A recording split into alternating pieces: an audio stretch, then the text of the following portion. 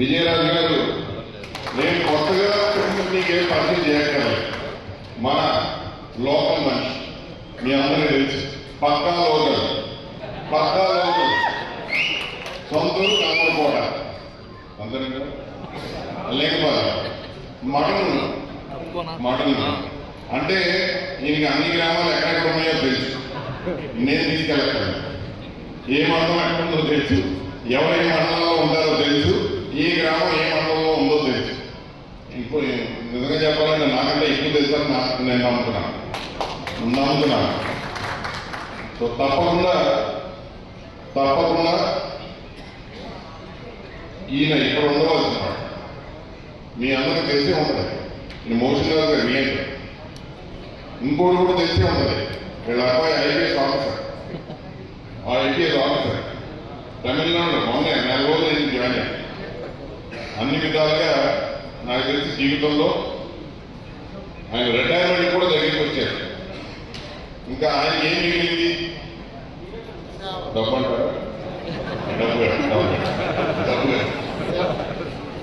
పరువు ప్రతిష్ట. ఇప్పుడు ఏమన్నా తేడా చేస్తే మానేం చేయక్కర్లేదు. ఆ అబ్బాయి వస్తాడు కనుబడి ఐపీఎస్ ఆఫీసర్. అక్కడ తప్పకుండా ఇక్కడ ఉండవలసిన వాడు. ఇక్కడ రేపు పొద్దున్న లేస్తే ఆయన కుటుంబ సభ్యులకి, ఆయన సమాజానికి, ఆయన ప్రాంతానికి మొహం చూపించుకోవాల్సిన వాడు.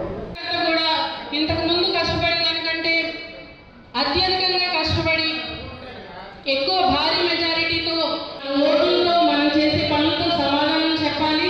మన వైఎస్ఆర్సీపీ జెండా చింతలపూడి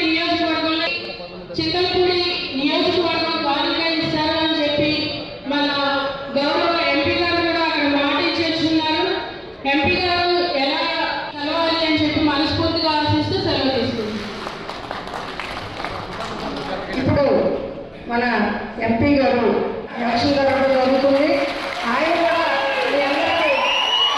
ప్రత్యక్ష రాజకీయాల్లో విరమించుకుంటున్నానని, దానికి కారణం కూడా మీకు చాలా మందికి తెలుసు.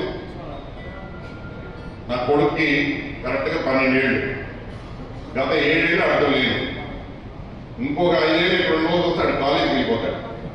కాలేజీకి వెళ్ళిపోతే నన్ను ఏమని అడుగుతాడు, నువ్వేమని అడుగుతాడు కదా. పోనీ తీసుకొచ్చి చదివిద్దామంటే ఎక్కడ చదివి చెప్పండి, అంతే కదా.